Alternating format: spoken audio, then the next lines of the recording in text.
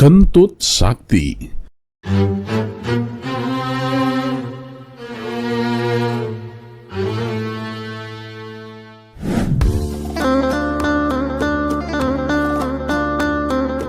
Assalamualaikum warahmatullahi wabarakatuh. Semoga semua kebaikan terlimpah kepada kita semua. Amin ya rabbal alamin. Diceritakan, suatu hari Abu Nawas kedatangan tamu seorang nenek tua yang sudah lanjut usia. Kepada Abu Nawas, nenek itu mengadukan permasalahannya. "Tuan Abu, saya punya masalah serius dengan penyakit saya. Saya sudah sering mendatangi beberapa tabib, tapi tidak ada satupun yang bisa menyembuhkannya. Malah saya diusir, Tuan Abu," keluh si nenek. Mendengar hal itu, Abu Nawas pun menjadi heran. "Memangnya nenek ini sakit apa?" tanya Abu Nawas. "Ada masalah dengan kentut saya, Tuan," jawab si nenek. "Tidak bisa kentut?" tanya Abu Nawas memastikan. "Bukan, Tuan Abu. Jadi gini, setiap saya kentut tidak ada suaranya dan tidak pernah berbau. Malah mungkin sejak saya di sini, saya sudah kentut 5 kali. Pasti Tuan Abu tidak menyadarinya kan?" kata si nenek. Abu Nawas pun menghela nafas dan menatap tajam ke arah nenek tua itu. "Baiklah, Nek, minum ramuan ini. Lalu minggu depan datanglah kembali ke sini," ucap Abu Nawas. Dan seminggu kemudian nenek itu kembali menemui Abu Nawas. "Wahai Tuan Abu, saya tidak tahu ramuan apa yang Tuan berikan. Tapi ampun, benar-benar ampun Tuan. Kentut saya memang tidak ada bunyinya, tapi baunya parah sekali Tuan," kata si nenek tua. "Baguslah kalau begitu," jawab Abu Nawas dengan tenang. "Itu berarti hidung nenek sudah pulih. Nah, sekarang kita urus pendengaran nenek."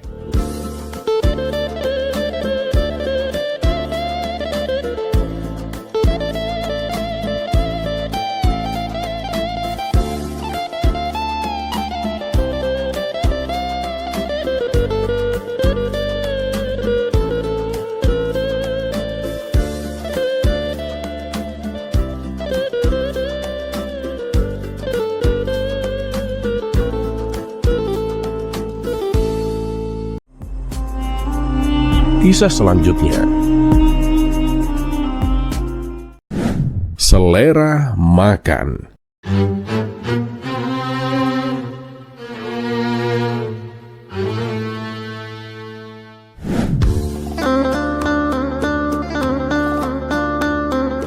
Dikisahkan ada tetangga Abu Nawas yang terkenal sangat kikir dan bakhil.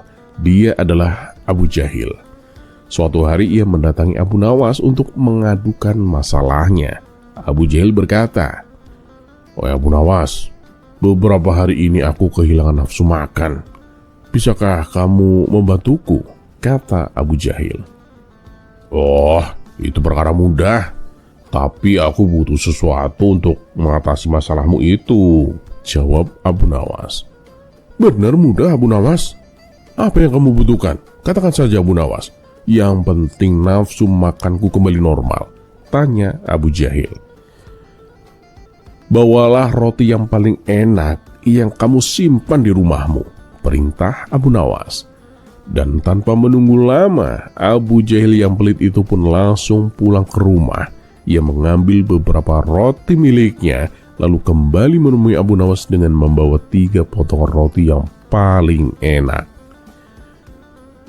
"Ini rotinya Abu Nawas. Lalu apa yang harus aku lakukan?" tanya Abu Jahil. Tanpa menjawab sepatah kata pun, tiba-tiba Abu Nawas mengambil sepotong roti dan memakannya sampai habis. Kemudian ia mengambil roti yang kedua dan memakannya lagi. Setiap kali Abu Nawas memakan roti, Abu Jahil hanya bisa menatapnya. "Kurang ajar Abu Nawas, dia memakan rotiku seenaknya," batin Abu Jahil merasa tak rela.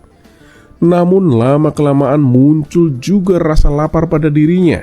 Ketika Abu Nawas hendak mengambil roti yang ketiga, Abu Jahil pun buru-buru mencegahnya. "Cukup Abu Nawas, aku ambil kembali roti ini. Aku juga lapar, kata Abu Jahil. Nah, lihat, sekarang nafsu makanmu sudah kembali, balas Abu Nawas. Akan tetapi Abu Jahil masih penasaran, kenapa hanya dengan cara itu nafsu makannya bisa kembali normal. Ketika ia menanyakan hal itu, Abu Nawas pun menjawab dengan bijak. Jadi begini Abu Jahil, dengan sering berbagi makanan dengan orang lain, selera makan kita akan bertambah.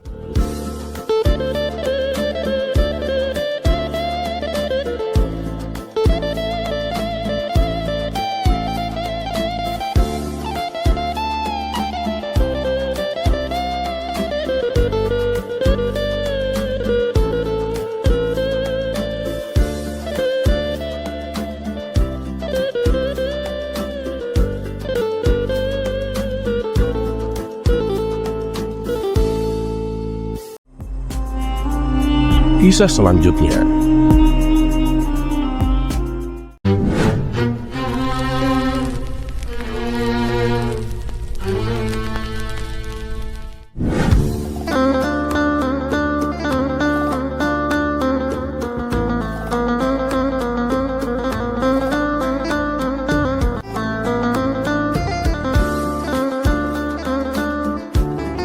Dikisahkan, Abu Nawas mempunyai profesi baru. Ia menerima jasa sebagai tukang servis toilet.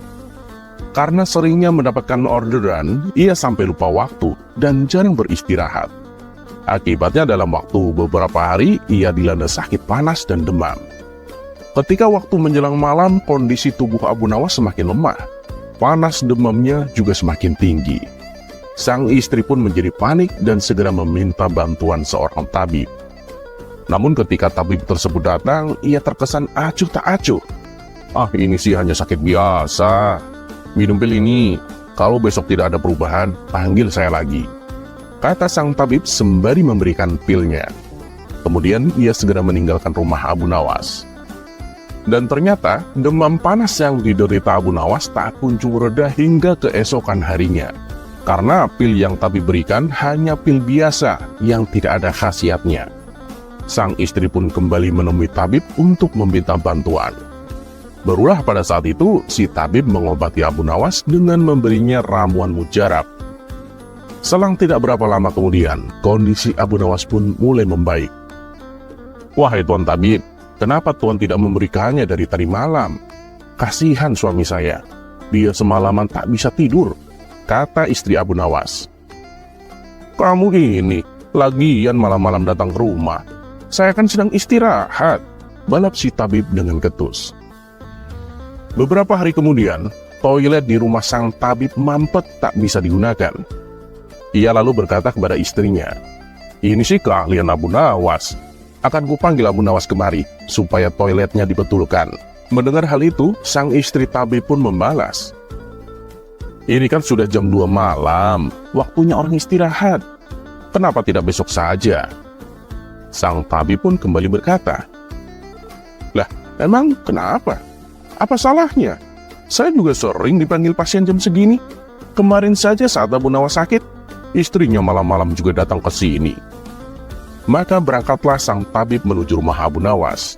Sementara Abu Nawas yang sedang tidur pulas seketika terbangun karena mendengar pintunya diketuk. Ia pun beranjak dari tempat tidur dan membukakan pintunya. Ada apa Tuan? Malam-malam begini kok datang ke rumah? Tanya Abu Nawas. Itu, toilet di rumahku mampet Abu Nawas. Tolong segera perbaiki ya, kata sang tabib. Aduh Tuan, kenapa harus sekarang? Besok pagi kan bisa, balas Abu Nawas kesal. Mendengar nada bicara Abu Nawas yang meninggi, sang tabib pun berkata, ya kamu jangan marah gitu dong Abu Nawas. Ingat, tempo hari saat kamu sakit, di tengah malam istrimu juga datang ke rumahku. Abu Nawas pun terdiam mendengar perkataan sang tabib. Baiklah, ayo kita ke rumahmu, ucap Abu Nawas. Sesampainya di rumah sang tabib, Abu Nawas pun diantar ke belakang ke tempat toilet. Kemudian dengan santainya, Abu Nawas menjatuhkan sebuah pil ke dalam toilet tersebut sambil berkata, ini sih mampet biasa. Besok kalau nggak ada perubahan, panggil saya lagi, tutur Abu Nawas sambil meloyor pergi. Sang tabib pun hanya bisa melongo melihat perilaku Abu Nawas itu.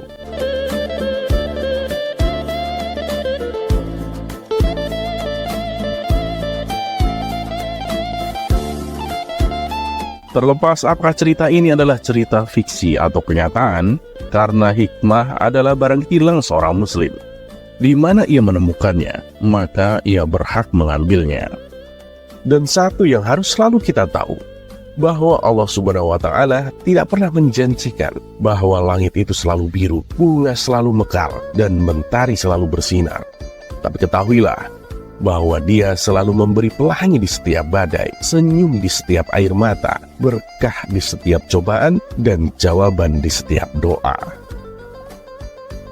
Dan seperti biasa, terima kasih. Wassalamualaikum warahmatullahi wabarakatuh.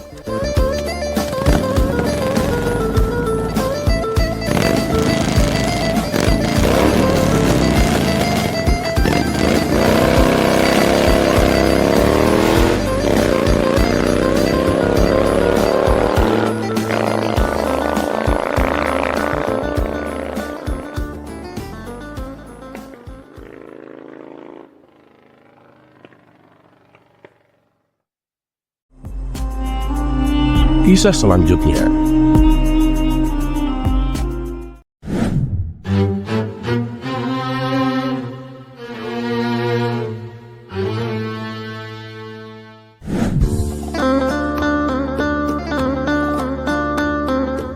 Baginda Raja Harun Ar-Rasyid kembali merasa penasaran dengan sebuah pernyataan yang sering ia dengar dari para ulama dan dari kitab suci.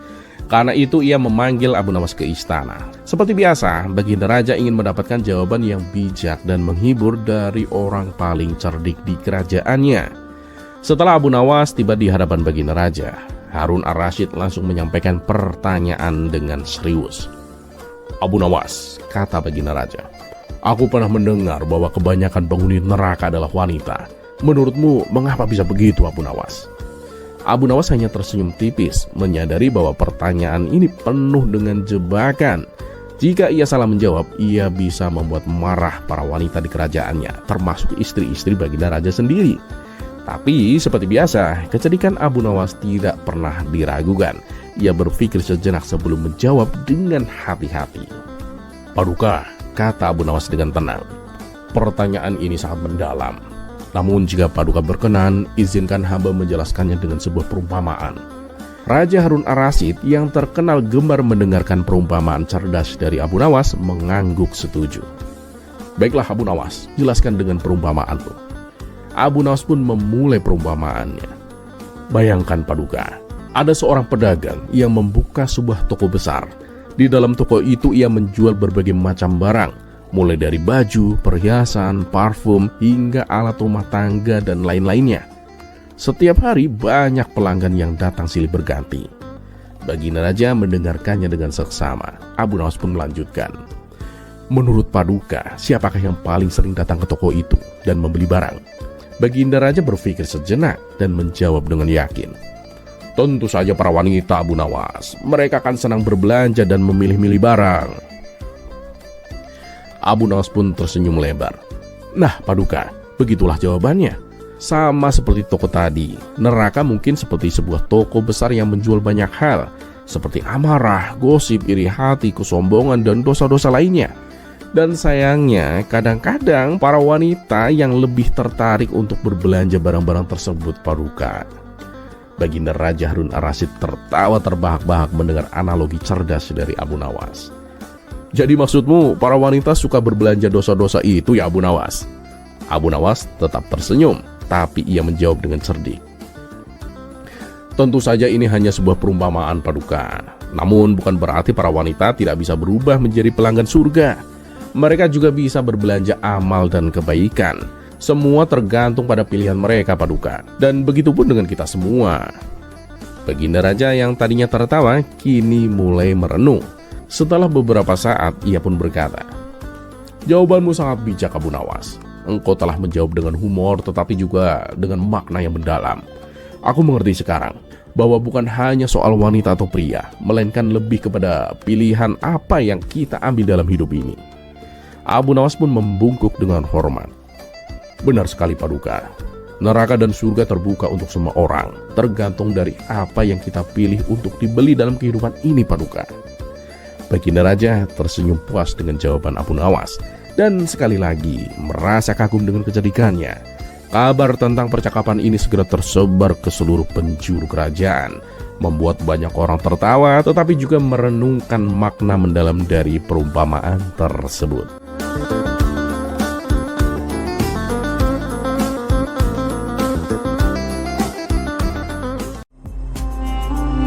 Kisah selanjutnya.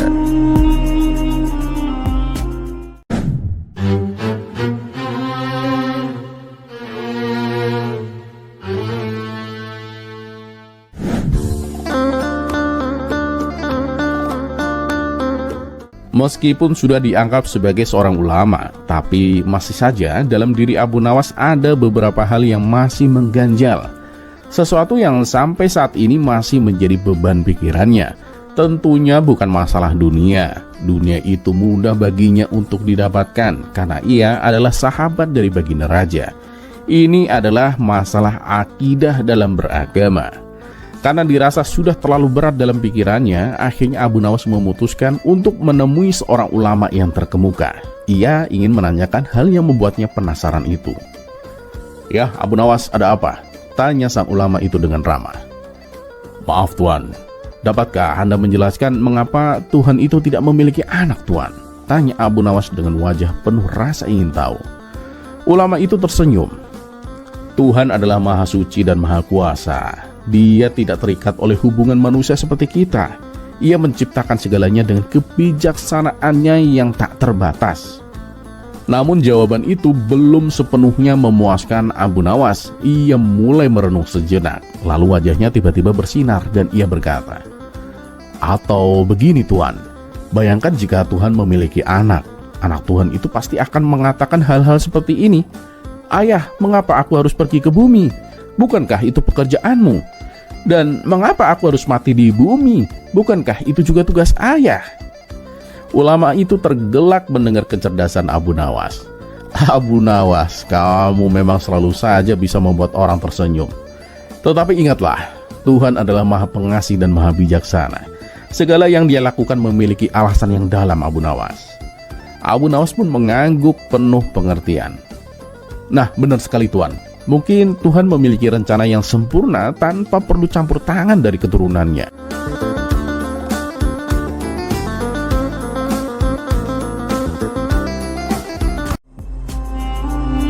Kisah selanjutnya.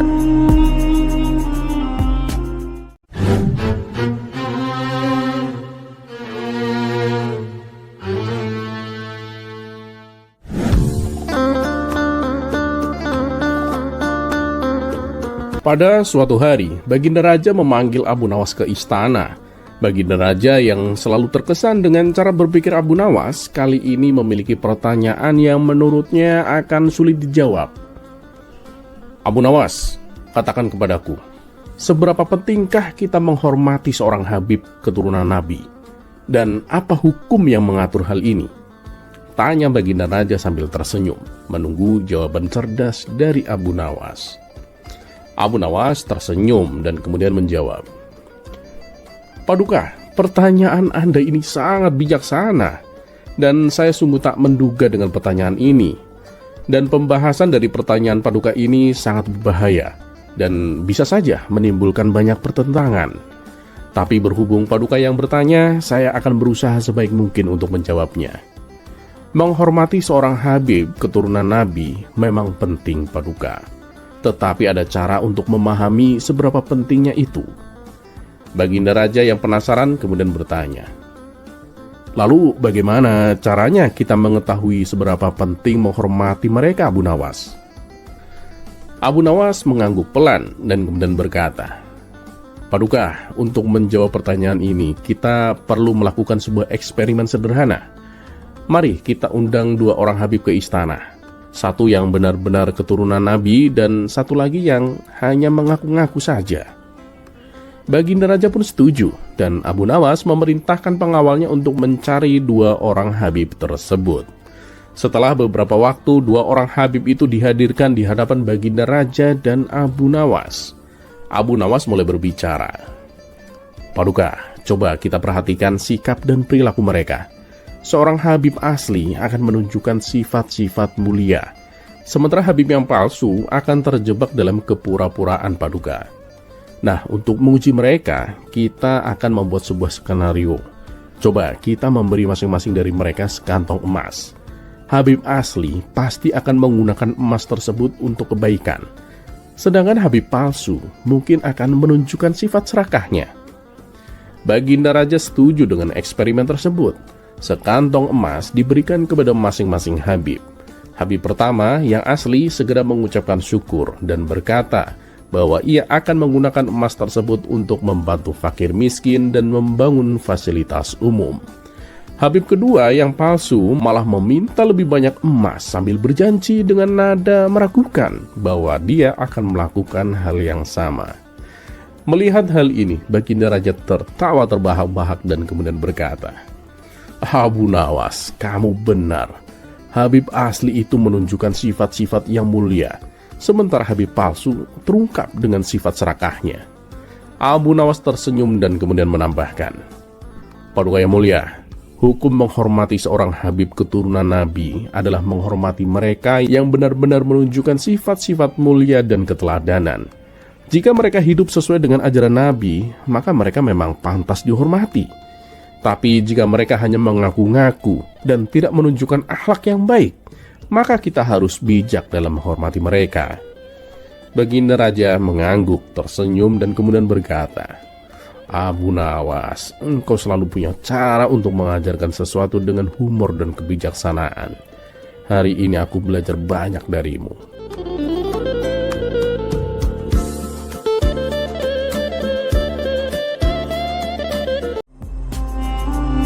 Kisah selanjutnya.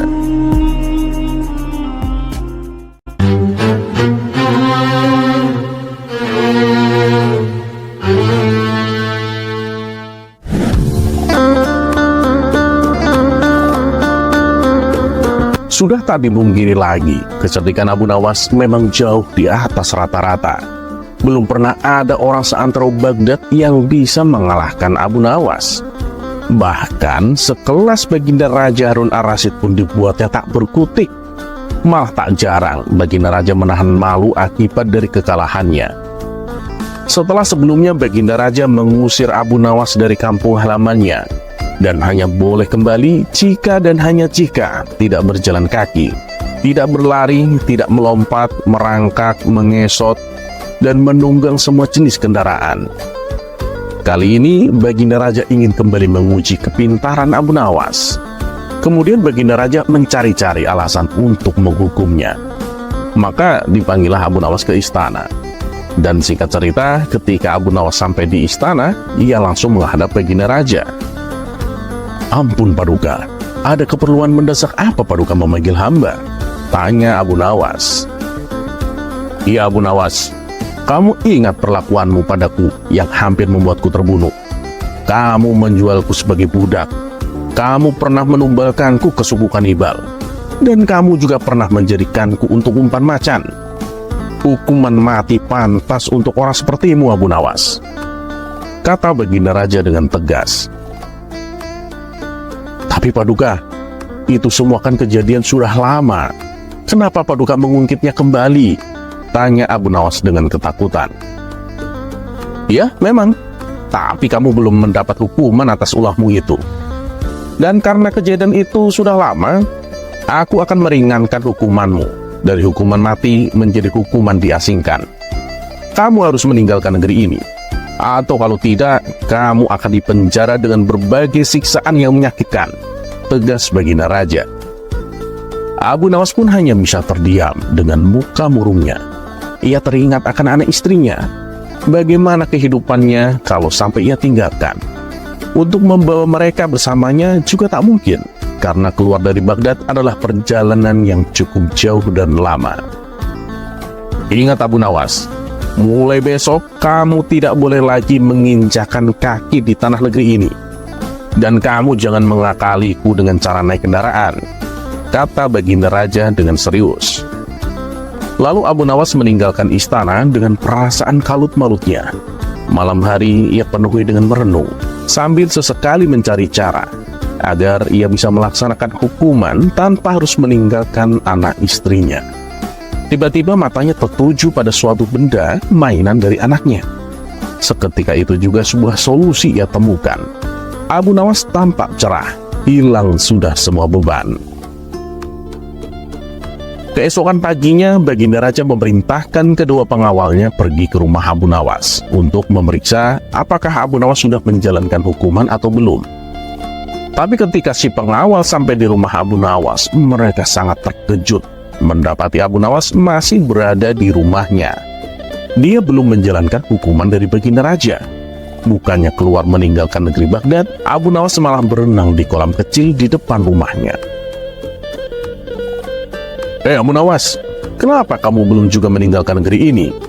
Baginda Raja akan memerintahkanmu untuk tidak lagi menginjakan kaki di tanah negeri ini, bentak para pengawal. Loh, sudah. Aku sudah menjalani hukuman dari Baginda Raja. Coba kalian lihat. Aku tidak menginjak tanah negeri ini kan?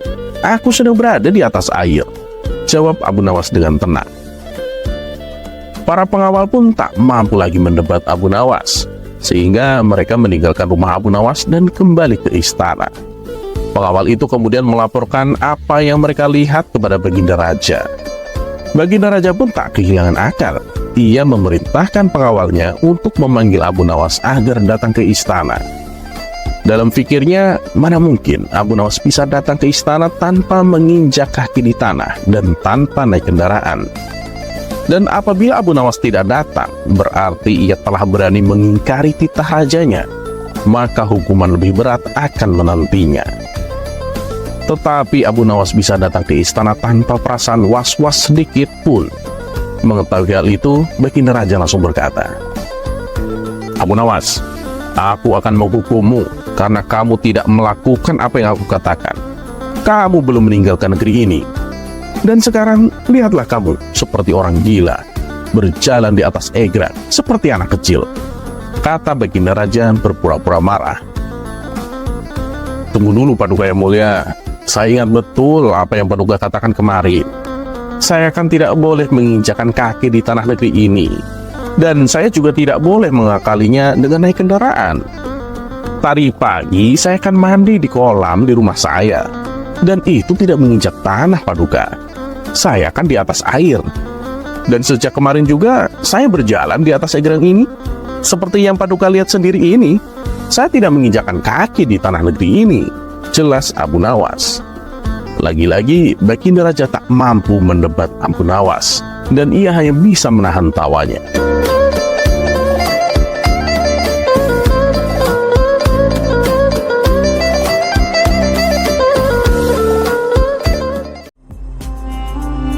Kisah selanjutnya.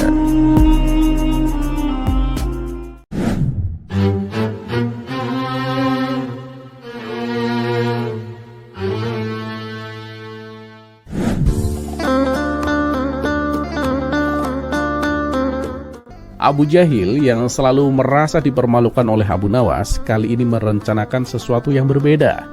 Setelah berkali-kali gagal dalam usahanya untuk menjatuhkan Abu Nawas, ia memutuskan untuk membuat si cerdik pujangga itu memujinya. Meskipun Abu Nawas dikenal sangat cerdas dan sulit untuk ditipu. Dengan penuh keyakinan, Abu Jahil menyusun rencana matang. Kali ini rencananya sangat rahasia. Tak seorang pun tahu apa yang akan dilakukan. Dengan penuh kesombongan, Abu Jahil membanggakan rencananya kepada teman-temannya.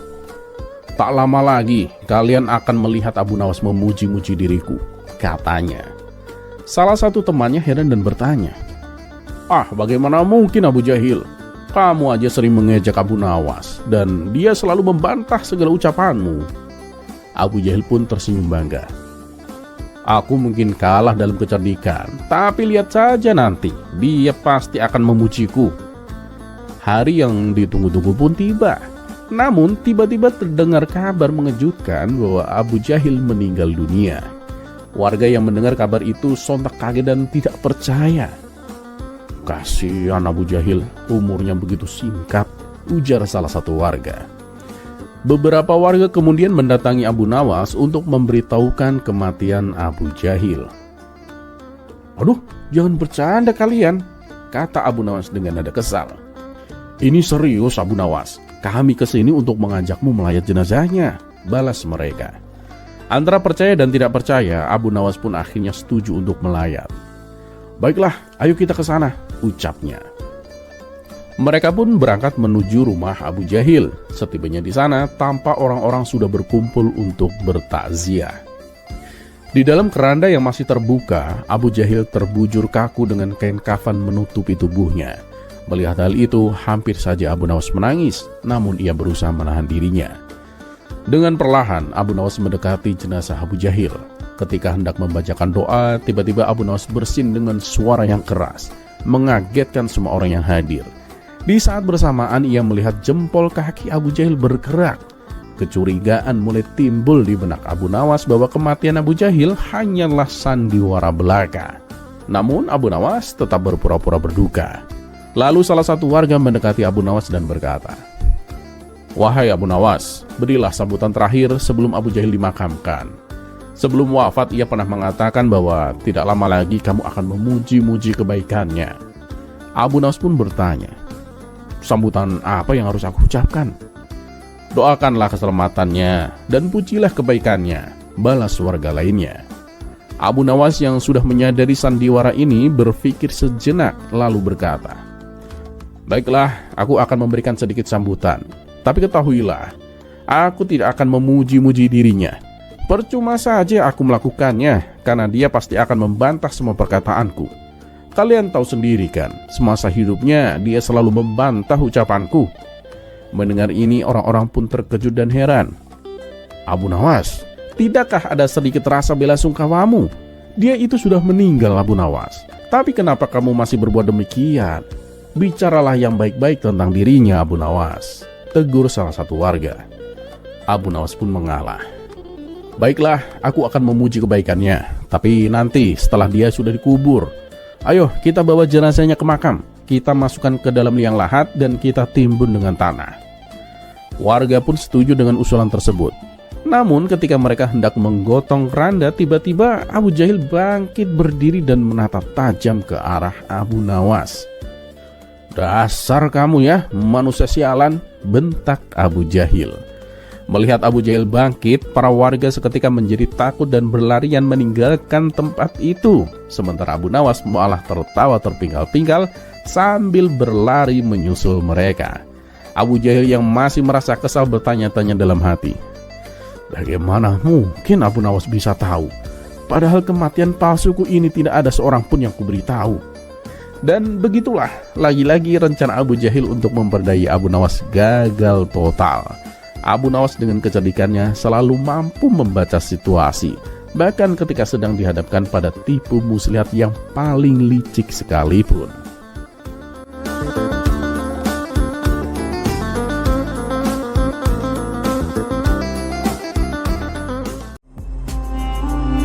Kisah selanjutnya.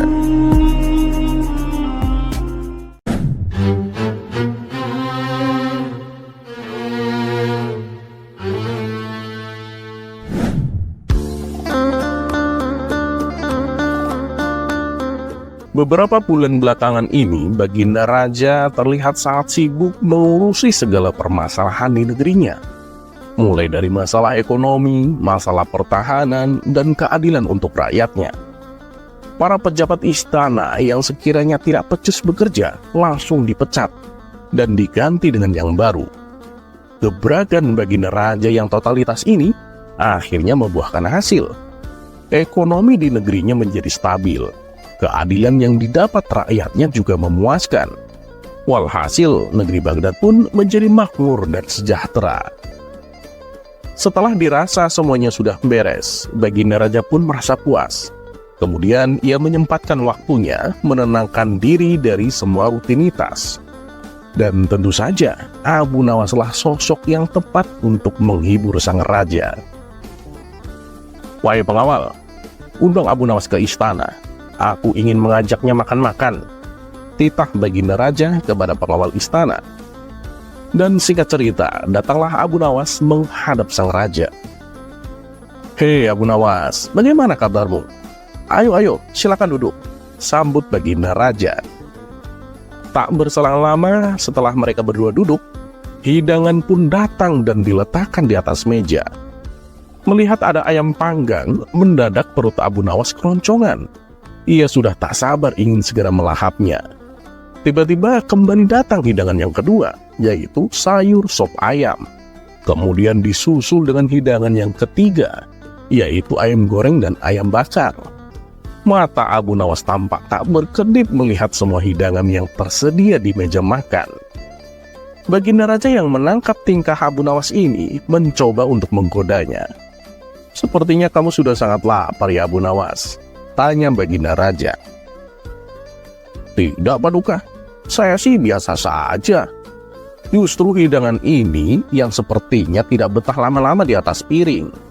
Mereka ini seolah-olah ingin segera terbang masuk ke dalam perut saya," celetuk Abu Nawas. Baginda raja pun seketika tertawa dengan jawaban konyol Abu Nawas. "Kamu boleh memakan semua hidangan ini Abu Nawas, tapi ada syaratnya," ujar baginda raja. "Apa syaratnya Paduka?" tanya Abu Nawas dengan tidak sabar. "Nah, ini berhubung semua menu hidangannya serba ayam, coba buatkan 2 pertanyaan sulit yang berhubungan dengan ayam," minta baginda raja. Aduh, baginda raja ini ada-ada saja. Perut sudah keroncongan, masih saja dikerjain, batin Abu Nawas. Setelah berpikir sejenak, Abu Nawas pun mulai dengan pertanyaan yang pertama. "Baiklah Paduka, apa yang membedakan antara nama manusia dan nama ayam?" kata Abu Nawas memberikan pertanyaan. Baginda raja pun mencoba berpikir untuk menemukan jawaban, namun akhirnya ia menyerah. "Pertanyaanmu sangat sulit Abu Nawas. Gak nemu aku jawabannya. Beritahu aku, apa jawabannya?" pinta baginda raja. "Bedanya, ketika manusia masih hidup, namanya banyak sekali. Ada Hasan, ada Harun, ada Ibrahim, ada Sarmun, dan masih banyak lainnya. Tapi ketika meninggal, namanya hanya menjadi satu, yaitu almarhum. Sedangkan ayam, ketika masih hidup, namanya cuma satu, yaitu ayam. Tapi ketika mati, namanya menjadi banyak. Ada ayam panggang, ayam bakar, ayam goreng, ayam tiren, dan masih banyak lagi yang lainnya," jelas Abu Nawas. Spontan baginda raja pun tertawa mendengarnya. "Pinter juga kamu Abu Nawas. Sekarang berikan aku pertanyaan yang kedua," balas baginda raja. "Pertanyaan yang kedua ini Paduka, apa nama bagian ayam yang tidak pakai kata ayam?" tanya Abu Nawas. "Itu sih gampang Abu Nawas.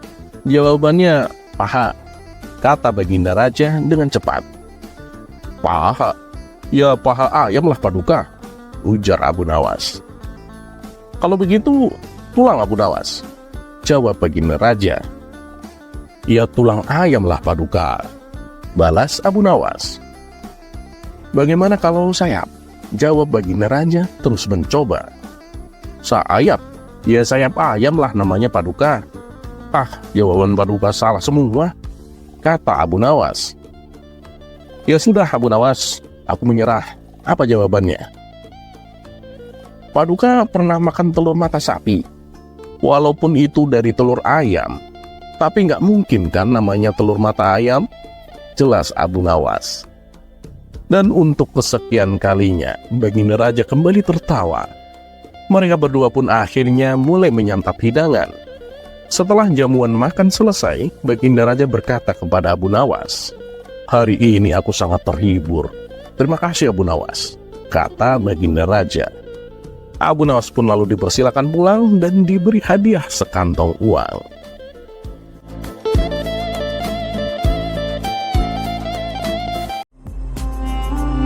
Kisah selanjutnya.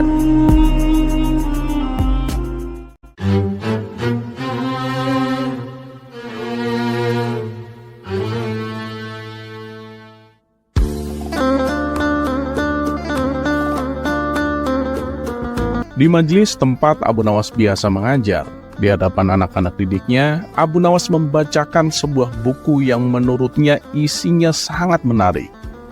Tapi entah kenapa, murid-muridnya itu banyak yang tertidur.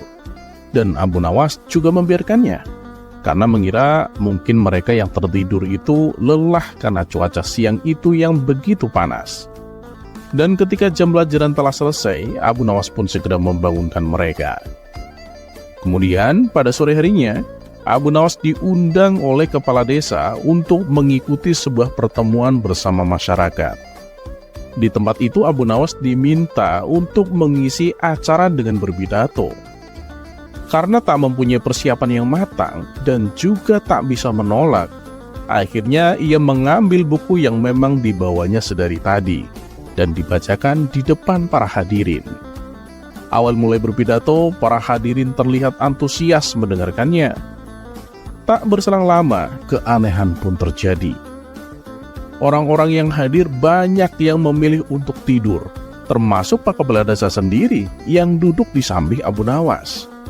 Abu Nawas yang menyadari hal tersebut tak merisaukannya, dan tetap memilih untuk melanjutkan berpidato. Singkat cerita, pertemuan pun berakhir dan Abu Nawas langsung pulang ke rumah. Setibanya di rumah, ia mendapati istrinya sedang marah-marah. Pasalnya, anak satu-satunya menangis dengan sangat keras dan tak bisa dihentikan. Istrinya yang sabar itu pun mulai kesal dengan ulah anaknya ini. Kemudian ia berkata kepada Abu Nawas, "Aku gak habis pikir sama anak kita ini. Sebenarnya apa yang sedang menimpanya? Dari tadi kok rewel menangis terus begini. Padahal aku sudah menghiburnya biar bisa tidur. Aku juga sudah membaca doa Ashabul Kahfi atau doa apa saja yang bisa aku lakukan." Mendengar keluhan tersebut, dengan santainya Abu Nawas menjawab, "Tenang, gak usah bingung. Sodorkan buku ini dan bacakan di hadapannya." Mendengar hal itu, sontak istri Abu Nawas menjadi jengkel karena merasa dipermainkan. "Jangan bercanda kamu, aku ini sedang serius," bentak sang istri sambil membanting buku tersebut. Keadaan pun menjadi tegang, wajah istri Abu Nawas berubah menjadi emosi. "Dengar ya, semenjak aku menikah denganmu, aku sudah banyak berkorban. Aku habiskan hidupku untuk mengurus anak. Tapi mengapa kamu menawarkan sesuatu yang justru mengolok-olok aku?" kata istrinya dengan kesal. "Istriku, aku hanya menawarkan cara yang gampang biar anak kita gak rewel lagi. Tapi perkataanmu malah melukai hatiku," balas Abu Nawas. Jawaban tersebut membuat istrinya terdiam dan menyadari akan kekeliruannya. Kemudian istrinya kembali berkata, "Baiklah, sebenarnya apa sih isi buku itu hingga kamu sangat yakin bisa menenangkan anak kita yang lagi rewel?" Abu Nawas pun membalas, "Nah gitu dong, harusnya kamu tadi tanyakan dulu, jangan langsung terburu-buru emosi. Jadi begini istriku, buku ini buku ajaib. Tadi siang, waktu aku membacanya di depan murid-muridku, mereka banyak yang tertidur. Bahkan ada yang sampai mendengkur karena saking nyenyaknya. Nah sorenya, saat pertemuan di desa, aku kan diminta berpidato. Terus aku bacakan buku ini. Anehnya, orang-orang yang hadir banyak yang tertidur juga. Sampai Pak Kepala Desa yang duduk di sampingku juga ikut tertidur. Ini buku meskipun terlihat biasa saja, tapi buku ini seperti sihir. Nah, sekarang coba bayangkan, gimana kalau buku ini dibacain ke anak kita? Pasti dia akan langsung tertidur," jelas Abu Nawas. Karena penasaran, sang istri mengambil buku tersebut dan kemudian membukanya. Ternyata isi buku itu membuat sang istri terkejut. Setelah membolak-balikan beberapa lembar, anehnya sang istri sekarang malah tertawa. Melihat perubahan sikap istrinya, Abu Nawas pun menjadi heran dan kemudian bertanya, "Kenapa kamu tertawa?" Istrinya pun menjawab, Abu Nawas, suamiku, mereka tertidur itu bukan karena buku ini, tapi karena isinya ini loh, ilmu astronomi. Membosankan, apalagi yang nyampein orang seperti kamu." Abu Nawas kemudian membalas, Oh gitu ya. Tapi kan intinya bisa membuat mereka tertidur. Alasan Abu Nawas ini membuat sang istri hanya bisa bengong.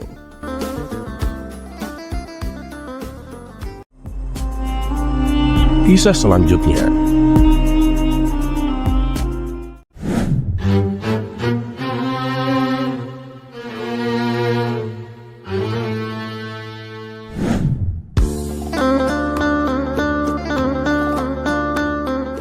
Walaupun tawaran menjadi pejabat istana oleh Baginda Raja Harun ar-Rasyid, Abu Nawas tolak semua. Tapi hal itu tidak mengurangi rutinitas Abu Nawas datang ke istana. Ia secara tidak resmi sudah menjadi penasehat Baginda Raja, memberikan masukan-masukan, menyelesaikan berbagai masalah, atau hanya sekedar bercanda tawa dengan Baginda Raja. Dan tak jarang pula, Abu Nawas pulang dengan membawa berbagai macam hadiah dari Baginda Raja. Terkadang berupa makanan kesukaan Abu Nawas. Tak jarang pula Abu Nawas mendapatkan beberapa koin emas. Ternyata kedekatan Abu Nawas dengan Baginda Raja itu membuat iri salah satu menteri istana. Tapi tak mungkin bagi sang menteri menunjukkan kebenciannya langsung di hadapan Abu Nawas. Karena ia tahu Abu Nawas adalah ring satunya Baginda Raja. Bisa-bisa malah ia nanti yang dipecat dari kedudukannya sebagai menteri. Karena hal itulah, sang menteri lebih memilih menyebarkan fitnah tentang Abu Nawas. Ia memberitahu semua orang yang ditemuinya bahwa saat itu Abu Nawas mempunyai peliharaan jin.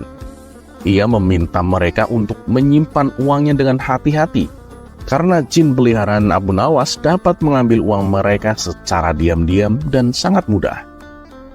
Rumor itu menyebar dengan cepat. Selama kurang lebih seminggu, Abu Nawas berusaha mencari tahu siapa si penyebar fitnah itu. Dia hanya bisa tersenyum ketika tahu bahwa pemfitnah itu adalah Tuan Menteri, yang setiap harinya ia bertemu dengannya. Bahkan tak jarang Abu Nawas bercanda dengannya. Ternyata ombak yang selama ini dianggap tenang, adem ayem, malah justru berusaha menenggelamkannya. Setelah beberapa hari memikirkan solusi, akhirnya Abu Nawas menemukan ide yang sangat brilian. Alih-alih melawannya, Abu Nawas justru mengikuti permainan si menteri itu.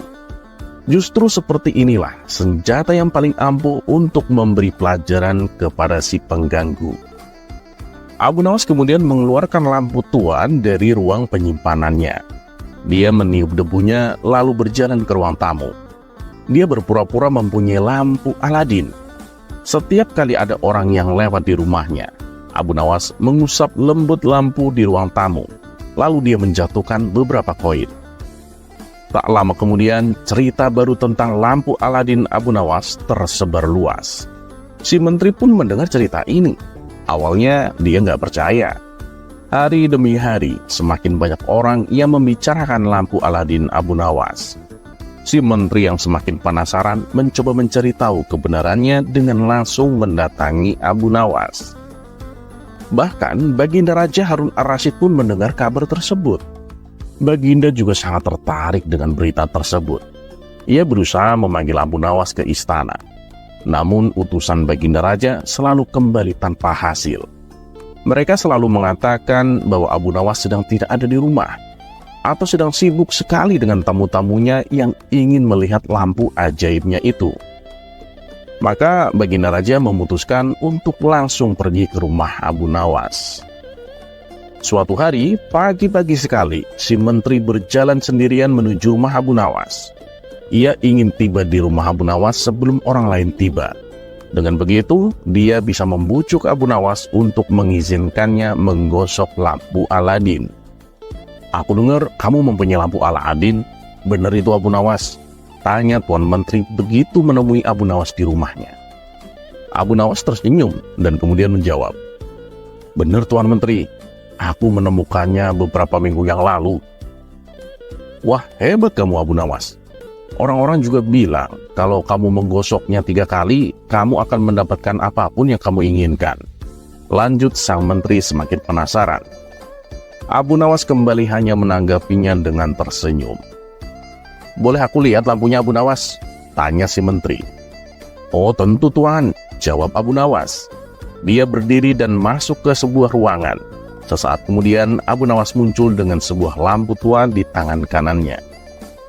Si menteri bangkit dari tempat duduknya dan mengulurkan tangannya untuk mengambil lampu ajaib itu. Namun Abu Nawas segera menyembunyikan lampu itu di belakang punggungnya. "Jangan tuan, nggak ada orang yang boleh menyentuh lampu ini kecuali aku," kata Abu Nawas. Si menteri terus saja melihat ke arah lampu itu, matanya terbuka lebar. Dia terlihat sangat tertarik dengan jimat baru Abu Nawas itu. "Kalau hanya menyentuhnya, bolehlah Abu Nawas. Nanti aku beri kamu uang yang banyak," pinta si menteri agak merengek. "Waduh, jangan tuan. Kalau Anda menyentuh atau menggosoknya, Anda nanti akan mendapat lebih banyak daripada yang Anda berikan padaku," kata Abu Nawas. Keheningan cukup lama, hanya diisi tatapan heran si menteri ke lampu Aladin. Melihat si menteri sudah masuk perangkapnya, Abu Nawas kemudian melanjutkan aksinya. "Baiklah tuan, Anda boleh menyentuh lampu ini, tapi Anda harus melakukan apa yang aku perintahkan." "Siap Abu Nawas, apa yang harus aku lakukan?" tanya si menteri.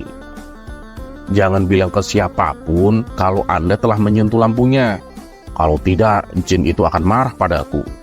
Terus kalau ada yang datang, Anda harus bersembunyi," jelas Abu Nawas. Si menteri mengangguk tanda setuju. Abu Nawas kemudian menyerahkan lampu itu kepada si menteri. Tak selang lama mereka mendengar sepasang langkah kaki mendekat. Mereka berdua melihat keluar. Ternyata itu adalah suara langkah baginda Raja Harun ar-Rasyid. "Cepat tuan, sembunyi di bawah meja itu," perintah Abu Nawas kepada si menteri. Tuan menteri langsung bersembunyi di bawah meja dengan membawa lampu Aladin di tangannya. Sesaat kemudian baginda raja masuk ke dalam rumah. "Abu Nawas, aku mendengar 2 cerita menarik tentangmu," kata baginda raja tanpa basa-basi. "Ampun Paduka yang mulia, cerita tentang apa itu?" tanya Abu Nawas. "Yang pertama, orang-orang bilang kamu punya jin yang mencuri uang mereka. Terus yang kedua, mereka juga bilang kamu punya lampu Aladin. Yang benar yang mana?" tanya baginda raja. "Paduka, sebenarnya kedua cerita itu nggak ada yang benar," jawab Abu Nawas. "Tapi rumor ini sudah menyebar luas ke seluruh negeri Abu Nawas. Kamu jangan menyembunyikan sesuatu dariku," kata baginda raja dengan tegas. "Ampun Paduka, sebenarnya saya ingin menceritakan kebenaran ini kepada Paduka beberapa hari yang lalu," jawab Abu Nawas sambil tersenyum. "Kok kamu malah tersenyum Abu Nawas?" tanya baginda raja heran. "Ya sesuai yang Paduka ceritakan tadi, aku punya lampunya dan juga mungkin aku punya jinnya," jawab Abu Nawas cepat. "Maksudmu gimana Abu Nawas?" tanya Raja Harun tampak bingung. Abu Nawas segera menarik taplak meja. Raja Harun ar-Rasyid melihat Tuan Menteri sedang memegangi lampu, bersembunyi di bawah meja. "Ini Paduka, jin dan lampunya yang Paduka tanyakan tadi," jawab Abu Nawas sambil tersenyum. "Loh, itu menteriku Abu Nawas," kata Raja Harun ar-Rasyid bertambah bingung. "Ya memang Paduka, orang inilah yang membuat cerita palsu tentang saya. Orang ini yang menceritakan kepada orang-orang bahwa aku mempunyai jin pencuri. Ya lalu aku buat cerita lagi tentang lampu Aladin untuk menjegalnya," jelas Abu Nawas. Raja Harun ar-Rasyid tak kuasa menahan tawa melihat menterinya ngumpet di bawah meja memeluk lampu dengan wajah bingung. Mengetahui dirinya dijebak oleh Abu Nawas, sang menteri merasa sangat kesal. Dia keluar dari tempat persembunyiannya dan menjatuhkan lampu itu ke lantai. 4 pengawal raja yang sedari tadi mendampinginya pun ikut menertawakannya.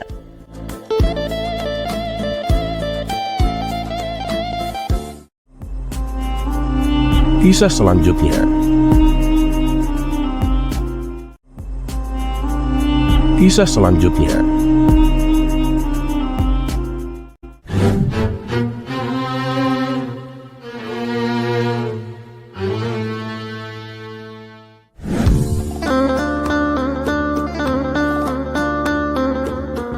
Suatu ketika, Abu Nawas mengalami kesusahan ekonomi, sehingga untuk mencukupi kebutuhannya sehari-hari, ia terpaksa akan menjual barang-barang yang ada di rumahnya. Tapi ia bingung, barang apa yang bisa laku dijual. Setelah mengamati seisi ruangan rumah, matanya tertuju pada sebuah guci tua. Guci tersebut merupakan barang antik peninggalan dari mendiang ayahnya. Akhirnya ia pun terpaksa membawa guci itu ke toko barang antik. "Tuan, aku mau menjual guci ini," kata Abu Nawas kepada pemilik toko. Ketika si pemilik toko melihat guci tersebut, si pemilik toko merasa takjub. "Wah, ini kan barang antik. Udah sangat langka guci seperti ini. Pasti harganya mahal," pikir si pemilik toko. Namun karena sifat serakahnya, terbesit niat si pemilik toko untuk menipu Abu Nawas. "Ini sih guci biasa, Abu Nawas. Mana laku dijual," kata si pemilik toko berpura-pura. Mendengar hal itu, Abu Nawas pun kecewa dan hendak kembali pulang. Tapi tiba-tiba si pemilik toko mencegahnya. "Abu Nawas, memangnya kamu sedang butuh uang sampai-sampai kamu jual guci?" "Baiklah, aku akan beli gucimu," ujar si pemilik toko. "Tapi katamu ini guci biasa. Memangnya bisa laku berapa?" tanya Abu Nawas. "Ya, paling cuma 5 dinar lah. Itu pun kalau kamu mau. Karena kan tujuanku membeli guci itu semata-mata hanya untuk menolongmu, Abu Nawas," ujar si pemilik toko. Akhirnya keduanya pun sepakat. Guci Abu Nawas terjual dengan harga 5 dinar. Beberapa hari kemudian, Abu Nawas dipanggil Baginda Raja untuk datang ke istana. Maka berangkatlah ia memenuhi panggilan rajanya itu. Singkat cerita, sampailah Abu Nawas ke istana dan menghadap Baginda Raja. "Abu Nawas, tempo hari istriku membeli sebuah guci di toko antik. Aku lihat-lihat guci itu persis seperti guci milik mendiang ayahmu. Memang kamu menjualnya?" tanya Baginda Raja. "Iya, Paduka. Saya menjualnya karena sedang butuh uang," jawab Abu Nawas. "Oh, ya sudahlah. Berapa kamu menjualnya?" tanya Baginda Raja kembali. 5 dinar, Paduka," jawab Abu Nawas. "Apa? 5 dinar? Apa aku nggak salah dengar? Itu kan guci antik yang langka. Harganya bisa sampai 200 dinar, Abu Nawas," kata Baginda Raja. "Waduh, saya sendiri juga tidak tahu, Paduka.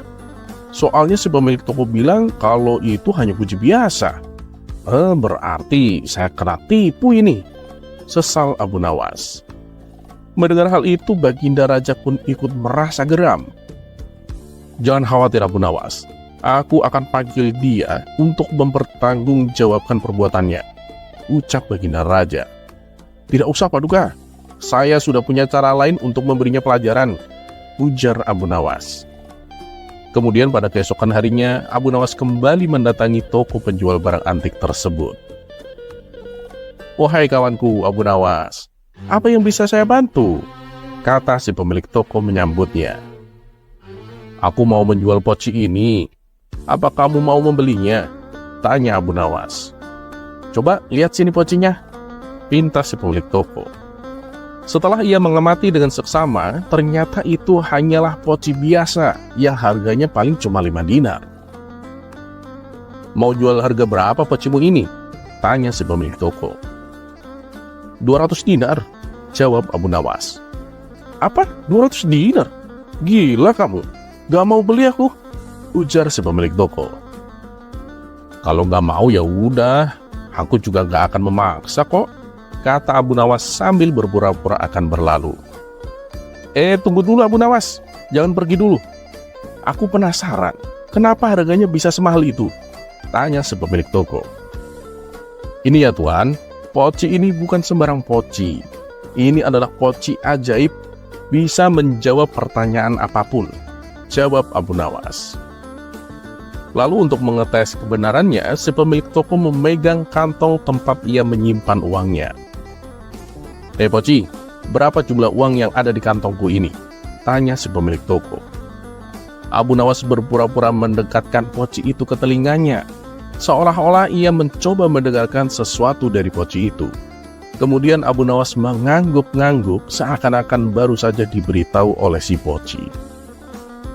Jumlahnya ada 50 dinar dan 770 dirham, jawab Abu Nawas. Si pemilik toko pun menjadi terkesan dan akhirnya ia pun bersedia membelinya dengan harga 200 dinar. Setelah transaksi selesai, Abu Nawas pun lalu pulang dengan membawa uang 200 dinar. Tidak berapa lama kemudian, selepas kepergian Abu Nawas, si pemilik toko mencoba menghitung kembali uang yang ada di kantongnya. Ternyata jumlahnya tidak sesuai dengan jawaban Abu Nawas. Dia bilang jumlahnya 50 dinar dan 770 dirham. Lah, ini ternyata jumlahnya 67 dinar dan 400 dirham. Kurang ajar, Abu Nawas telah menipuku, pikir si pemilik toko dengan penuh amarah. Ia pun segera pergi mendatangi rumah Abu Nawas. Ya Abu Nawas, kamu penipu. Jumlah uang yang kamu sebutkan tidak sesuai dengan isi kantongnya, hardik si pemilik toko. Tapi dengan entengnya Abu Nawas menjawab, "Loh, kamu kan bertanya kepada Poci, bukan kepada aku. Poci itu memang tidak pernah berbohong. Yang kamu dengar itu kan jawaban dariku, bukan dari Poci," jelas Abu Nawas. "Tapi yang kamu bilang tadi bukannya kamu dengar dari Pocimu," kata si pemilik toko bertambah geram. Tunggu dulu. Saya nggak pernah bilang seperti itu loh. Kamunya aja yang salah paham," ujar Abu Nawas. "Kurang ajar kamu Abu Nawas. Akan aku adukan kamu ke Baginda Raja, biar kamu ditangkap dan dihukum," ancam si pemilik toko. "Nah, kebetulan sekali. Ayo kita ke istana sekarang. Di sana kamu akan menjumpai guci yang telah aku jual kepadamu. Dan kedatanganmu sudah ditunggu-tunggu oleh Baginda Raja," timpal Abu Nawas. Sialan, berarti Abu Nawas sudah tahu kalau aku telah menipunya. Ternyata tempo hari wanita yang membeli guci adalah wanita suruhan permaisuri, pikir si pemilik toko. "Gimana, kita jadi ke istana apa enggak nih?" ledek Abu Nawas. Tanpa berkata sepatah kata pun, si pemilik toko langsung ngeloyor pergi meninggalkan rumah Abu Nawas.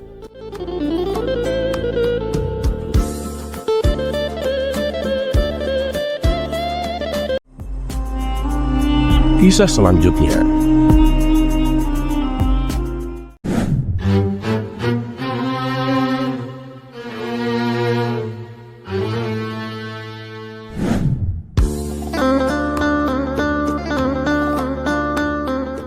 Sudah menjadi rutinitas istana ketika dipimpin Raja Harun Ar-Rasyid. Di setiap bulannya mengadakan pertemuan rutin dengan semua menteri-menterinya. Baginda Raja mengumpulkan semua menterinya tanpa terkecuali. Dan tak ketinggalan juga, orang cerdik satu ini selalu ada dalam setiap kesempatan bersama Baginda Raja Harun Ar-Rasyid. Abu Nawas selalu setia mendampingi Raja Harun Ar-Rasyid. Terkadang menjadi penasehatnya, terkadang dimintai pendapat, bahkan diminta untuk menyelesaikan suatu permasalahan. Dan tak jarang pula Abu Nawas memberikan cerita-cerita lucunya untuk mencairkan suasana tegang istana yang dipenuhi dengan pembahasan-pembahasan serius. Satu persatu para menterinya melaporkan hasil kerja mereka. Ada yang melaporkan tentang perekonomian, ada yang tentang pertahanan, pendidikan, pertanian, dan lain-lain. Semuanya dibahas secara detail dan menyeluruh. Bahkan tak jarang pula dilaporkan berbagai masalah, yang sudah tentu masalah itu akan dibahas di pertemuan tersebut dan langsung dicarikan solusi atau jalan keluarnya. Inilah yang membuat Baginda Raja terkadang merasa jenuh, karena dari pagi sampai sore semua yang ada di kepalanya adalah hal-hal yang serius. Di sela-sela waktu inilah terkadang Baginda Raja meminta kepada Abu Nawas untuk memberikan cerita-cerita lucunya, hanya sekedar untuk menghilangkan rasa jenuhnya. Dan beberapa kali Baginda Raja juga melontarkan pertanyaan-pertanyaan yang aneh bin nyeleneh kepada Abu Nawas. Dan pasti jawaban dari Abu Nawas berhasil membuat semua orang di istana tertawa terbahak-bahak. Dan tak jarang pula orang-orang berdecak kagum dengan jawaban Abu Nawas, karena selalu ada nilai-nilai kebajikan dalam setiap ucapan Abu Nawas. Seperti pada kisah kali ini. Raja Harun ar-Rasyid yang sudah merasakan jenuh karena penuh dengan pembahasan masalah yang serius mencoba mencairkan suasana. Ia bertanya kepada Abu Nawas.